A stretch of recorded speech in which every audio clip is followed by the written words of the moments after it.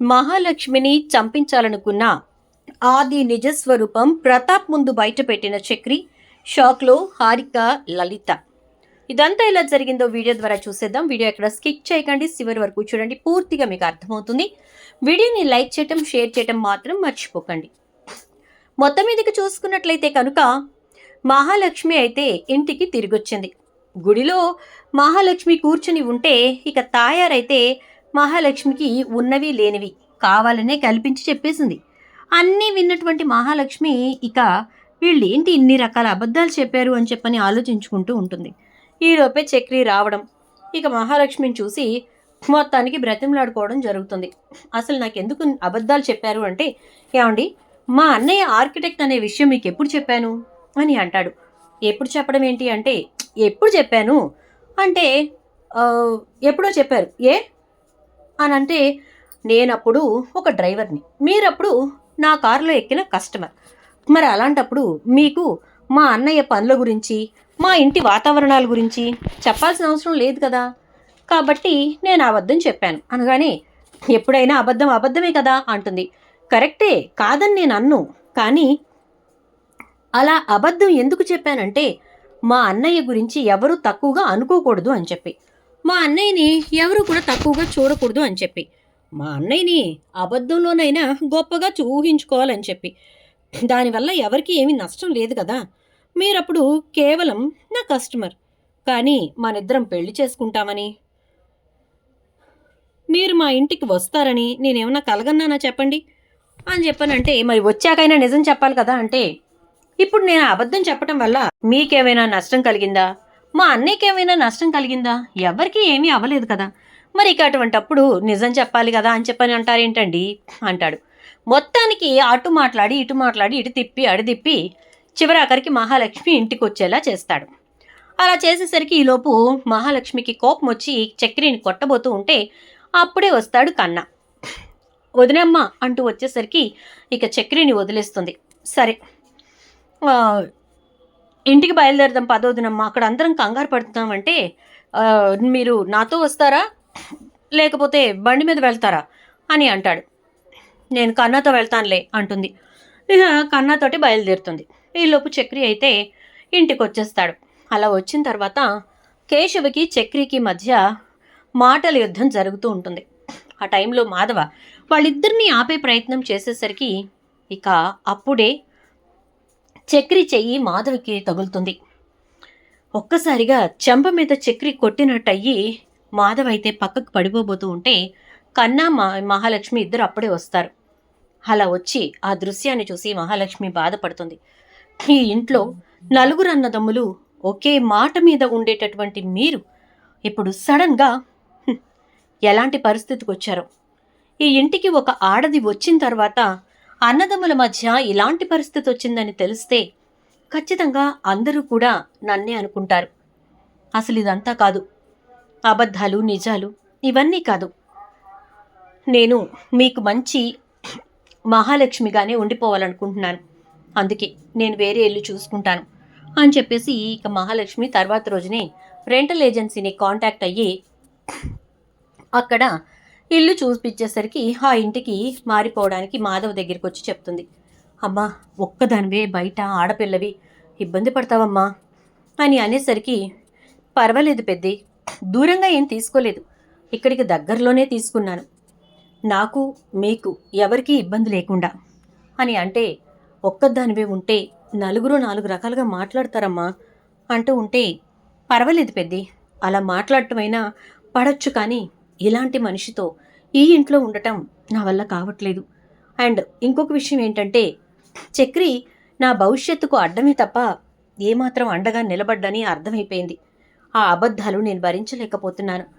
And ఈరోజు నిన్ను కొట్టాడు, రేపటి రోజున నన్ను కొడతాడు అంటే, అలా అనకండి, నేను కావాలని మా అన్నయ్యని కొట్టలేదు, ఏదో మా ఇద్దరి గొడవలో అంటూ ఉంటే ఇక వెంటనే చక్రి అయితే అలా చక్రి అంటూ ఉంటే వెంటనే మహాలక్ష్మి ఇంకా దీని గురించి డిస్కషన్ అనవసరం, రేపే వెళ్ళిపోతున్నానంటే సరేనమ్మా అని చెప్పి మాధవ తర్వాత రోజు ఉదయాన్నే ఇక ఒక వ్యక్తికి ఒక నెలకి సరిపడా సరుకులన్నీ తీసుకొచ్చి సామాన్లన్నీ మూటలు కట్టి పదమ్మా అంటాడు. నేనెక్కడుంటున్నానో ఎవరికీ చెప్పాలనుకోవట్లేదు పెద్ది అంటుంది. వద్దమ్మా, నువ్వు మరీ అంతలా మమ్మల్ని వెలివేయకు. మేం మంచివాళ్ళమేనమ్మా, రాక్షసులమేం కాదు అని బాధతో అంటాడు.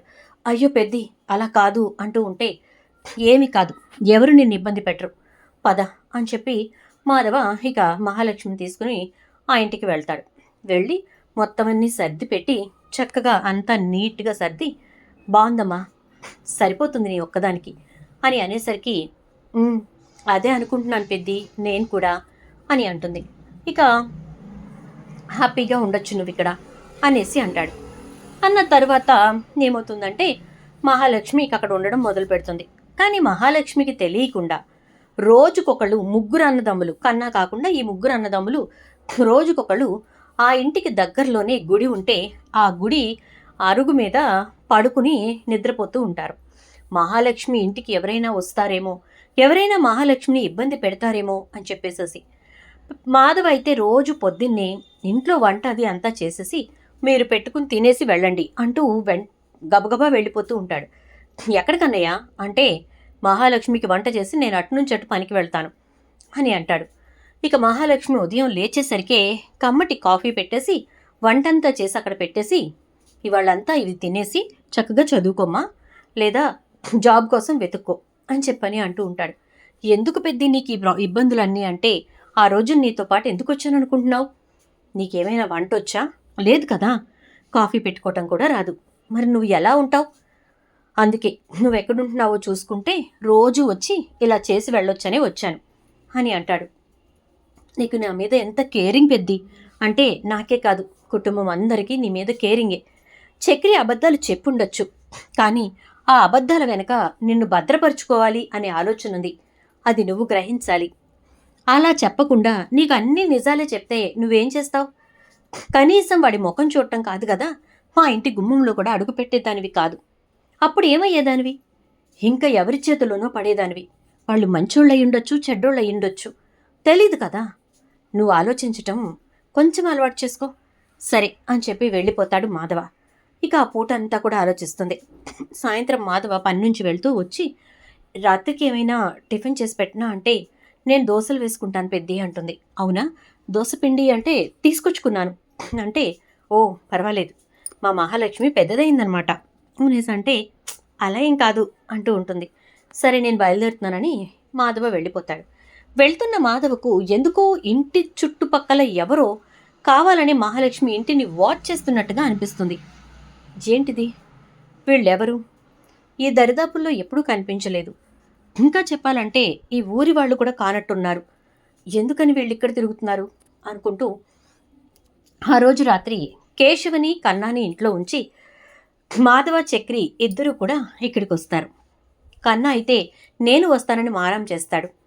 అలా మారం చేస్తే వద్దు అని చెప్పని అంటే, ఇక చక్రి తోటి ఒకటే చెప్తాడు, చూడు, నువ్వు తన ఇల్లు తెలిసిన అంటే మహాలక్ష్మి వాళ్ళ ఇల్లు నీకు తెలుసని కానీ, నువ్వు ఇక్కడికి వచ్చి 2 రోజులకు ఒకసారి పడుకుంటున్నావని కానీ మహాలక్ష్మికి తెలియకూడదు, అర్థమైందా అని చెప్పానంటే, అలాగే అన్నయ్య, ఫస్ట్ నుంచి నువ్వు చెప్తున్న మాట అదేగా అని అంటే, సరే అంటాడు.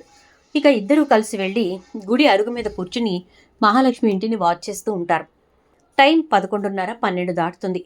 ఇక అప్పుడు 4 రౌడీలు ఎవరినైతే మాధవ చూశాడో వాళ్ళు గుడి దగ్గరకు వచ్చి వీళ్ళిద్దరినీ చూసి, ఏంటి ఇక్కడ కూర్చున్నారు అని అడుగుతారు. మీరెవరు అంటే, ఊరికి కొత్త బాస్ అని చెప్పని అంటారు. అవునా, మరి ఎవరింటికి వచ్చారు అంటే, ఇక్కడే ఏదైనా ఇల్లు తీసుకుని ఉందామని చెప్పి వెతుక్కుంటున్నాం బాస్ అంటే, అర్ధరాత్రి కూడా ఇల్లు ఇస్తున్నారా మీకు అంటాడు చక్రి. అబ్బే అలా కాదు, పగలంతా వెతికాం, ఎక్కడా దొరకలేదు, కాస్త ఈ గుళ్ళో విశ్రాంతి తీసుకుందామని వచ్చాం అంటారు. ఓహో సరే అయితే అని అంటే, మీరు వెళ్ళరా అంటే, లేదు మేము 1 గంటకి వెళతాం అని అంటారు.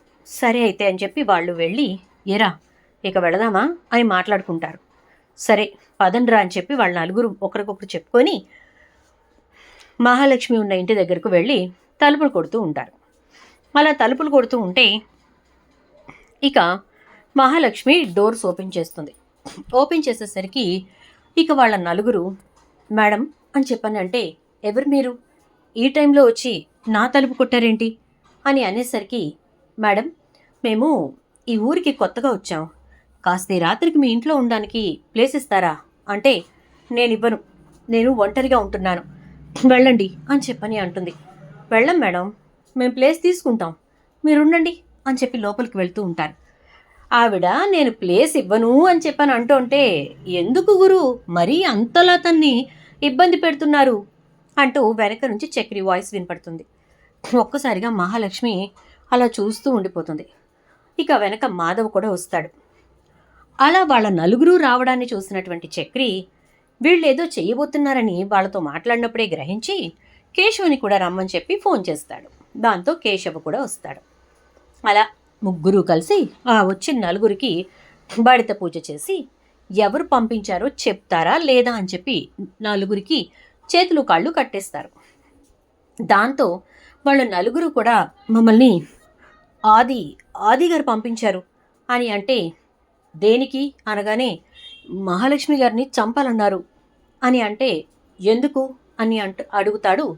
ఇక చక్రి అయితే, ఆవిడేదో వాళ్ళకి ఇష్టం లేని పెళ్లి చేసుకున్నారట, అందుకోసం అని చెప్పేసి చంపమన్నారు, ఇప్పుడు ఆవిడ ఒంటరిగా బయట ఉంటున్నారని చంపితే అది వాళ్ళ మీదకే పోతుంది అని చెప్పేసి చెప్పారు అనగానే ఇక అప్పుడు చక్రికి కోపం మామూలుగా రాదు. పదండ్రా మీరు అని చెప్పి కారులో ఎక్కించుకుని, అరే కేశవ అన్నని ఎక్కించుకుని బండి మీదరా అని చెప్పానంటే, సరే పదన్నయ్య అని చెప్పేసి ఇక అందరూ కలిసి వెళ్తారు.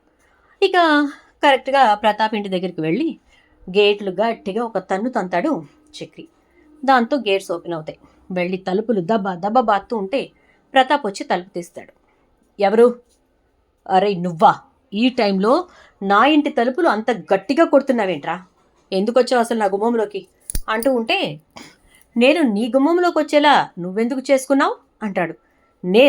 నేనేం చేశాను అనేసరికి, ఏం చేశావా తెలీదా, ఏం చేశావో తెలీదా అంటూ వాళ్ళని తీసుకురండి అని చెప్పానంటే ఇక నలుగురిని ఈడ్చుకొస్తాడు కేశవ. నలుగురిని తీసుకొచ్చి ప్రతాప్ కాళ్ళ ముందు పడేసేసరికి ఇక ఆది అప్పుడే నిదానంగా దిగొస్తూ వాళ్ళని చూసి షాక్ అయిపోతాడు. ఇక అప్పుడు ప్రతాప్, ఎవరు వీళ్ళు అని అంటాడు. మీ అబ్బాయి మీ కూతుర్ని చంపడానికి పంపించిన మనుషులు అని చెప్పని అనేసరికి ఒక్కసారిగా షాక్ అయిపోతారు. అలా షాక్ అయిపోయేసరికి, ఏం మాట్లాడుతున్నావు, నా కొడుకేంటి మహాలక్ష్మిని చంపడానికి మనుషులను పంపడం ఏంటి అంటే, అవును చంపడానికే పంపించాడట, మా నాన్నకి ఇష్టం లేని పెళ్లి చేసుకుంది, అందువల్ల మా నాన్న ఇబ్బంది పడుతున్నాడు, బాధపడుతున్నాడు, అది చస్తే మా నాన్నకి ఇబ్బంది ఉండదు, ప్రశాంతంగా ఉంటాడు అని చెప్పేసి చంపేయమని చెప్పి వాళ్ళకి సుపారీ ఇచ్చి పంపించాడట అనగానే ఒక్కసారిగా ఆది, ఛా దొరికిపోయారు నా కొడుకులు అని చెప్పని అనుకుంటూ ఇక ప్రతాప్ దగ్గరికి వస్తే, ఏంటాది ఇదంతా అంటే, అవునన్న పంపించాను అంటాడు. ఏంటి మనుషుల్ని పంపించావా, ఎందుకురా అంటే, ఇక్కడ మీరు పరువు పోయి తల దించుకొని ఎంతలా బాధపడుతున్నారో, ఎంతలా కుమిలిపోతున్నారో మాకు తెలుస్తూనే ఉందిగా డాడ్, అందుకోసమే ఆ బాధ, మీరు కుమిలిపోతూ పడుతున్న ఆ వేదన మీకు దూరం చేయటం కోసమే నేను ఈ పని చేశాను డాడ్ అని చెప్పని అంటాడు. రే ఎందుకు ఇలాంటి పని చేశావు, అసలు మహాలక్ష్మిని చంపటం ఏంట్రా అని అంటే, అది చస్తే ఇక మీకు ఈ బాధ టెన్షన్ ఉండదు కదా డాడ్ అని అంటాడు. ఏం ఆలోచించావురా నువ్వు, పిచ్చితనంగా ఆలోచిస్తున్నావేంటి, అసలు అలా మాట్లాడకు, సారీ అని చెప్పని అంటూ ఉంటే, వాడికి నువ్వు సారీ చెప్తావేంటి డాడ్, అసలు నీకెంత ధైర్యం రా మా గుమ్మంలోకి రావడానికి అంటే, నీకెంత ధైర్యం రా నా భార్య మీదకి మనుషుల్ని పంపించడానికి అంటూ చక్రి ఆది కాలర్ పట్టుకుంటాడు. దాంతో ఇద్దరు కూడా కొంచెం గొడవ అలాగా ఇద్దరు కొట్టుకుంటారనమాట. కొట్టుకునేసరికి ఇక ప్రతాప్ ఆపే ప్రయత్నం చేస్తాడు కానీ ఆగరు. ఇక ఆ రౌడీలు అయితే, సార్ మమ్మల్ని వదిలేండి సార్, మేము వెళ్ళిపోతాం అంటూ ఉంటే, ఇక అప్పుడు ఏంటి చెప్పండి ప్రతాప్ గారు, వదిలేనా, ఎవరైతే మీ అమ్మాయిని చంపాలనుకున్నారో వాళ్ళు వదిలేనా, చంపించాలనుకున్న వాణ్ణి వదిలేనా, పరువు పోయినంత మాత్రాన ప్రాణాలు తీసేస్తారా, ఆడపిల్ల ఒంటరిగా ఉంది కదా అని చెప్పేసి మనుషుల్ని పంపి చంపించేసి ఆ నేరం కాస్త మా మీదకు వేయాలని చెప్పి చూస్తారా, చాలా పెద్ద ప్లానే వేశారే అని చెప్పేసి అంటాడు ఇక చక్రి. జరా ఏంటిదంతా అంటాడు ప్రతాప్. అవును డాడ్ అనుకున్నాను, వాడిని జైల్లో పెట్టించటానికి ఇదే అవకాశం అనుకున్నాను, మహాలక్ష్మిని చంపించి చక్రిగాడిని జైల్లో పెట్టించాలనుకున్నాను అని చెప్పని అంటూ ఉంటే ఇక దాంతో ఒక్కసారిగా ప్రతాప్ షాక్ అయిపోతాడు. రే పొండ్రా పోండి అని వాళ్ళని పంపించేసి ఇక మహాలక్ష్మి ఎక్కడా అని అనేసరికి కారులో నుంచి మహాలక్ష్మి దిగుతుంది. అలా వచ్చిన మహాలక్ష్మిని చూసి, సారీ మహా, అసలు వాడు అలా చేస్తాడని నేను అనుకోలేదు అనగానే, నీ కూతురు ఆల్రెడీ చచ్చిపోయింది నాన్న. ఒక అన్న తన చెల్లిని చంపాలి అనుకున్నాడు అంటే అంతకంటే నీచమేమైనా ఉంటుందా? అంతకంటే ఘోరమేమైనా ఉంటుందా? ఒక అన్న తన చెల్లెలి జీవితాన్ని నాశనం చేయాలి అనుకున్నాడంటే అంతకంటే పాపం ఇంకోటి ఉంటుందా? ఏ అన్నయ్య, నీ ఆస్తిలో వాటాకొస్తానేమోనని భయపడ్డావా అంటే, అది కాదు మహా అంటూ ఉంటాడు. ఛీ, నువ్వు నాతో మాట్లాడకు. నీకసలు నాతో మాట్లాడే అర్హతే లేదు. నువ్వు ఇలాంటి వాడివని, ఇలాంటి మనస్తత్వం నీకుందని నేను అస్సలు ఊహించలేకపోయాను అంటూ, చక్రి పద వెళదాం అంటుంది. అలా అంటూనే, పెద్ది ఇంటికి వెళ్ళిపోదాం, నేనిక బయట ఉండను. ఇప్పుడు చెప్తున్నాను, నా భర్త, నా బావగారు, నా మరుదులు, నా మామగారు, ఇదే నా కుటుంబం. వీళ్లతోనే నేనుంటాను. ఇప్పటి వరకు మీకెవ్వరికీ తెలియని ఒక విషయం చెప్తున్నాను, వినండి. చక్రికి నాకు పెళ్లి జరగలేదు. కేవలం నీ నుంచి రక్షించుకోవటానికి పోలీసులు మాకు పెళ్లి చేశారు. కానీ ఇకపై మాత్రం నేను చక్రికి భార్యనే. ఇప్పటి వరకు జరిగిన దాన్ని నేను గట్టిగా గుణపాఠంలో తీసుకుంటాను. ఇకపై చక్రితోనే నా జీవితం. అలాగే నా జీవితాన్ని నేను నిలబెట్టుకుంటాను. నేను అనుకున్నది సాధించి తీరుతాను.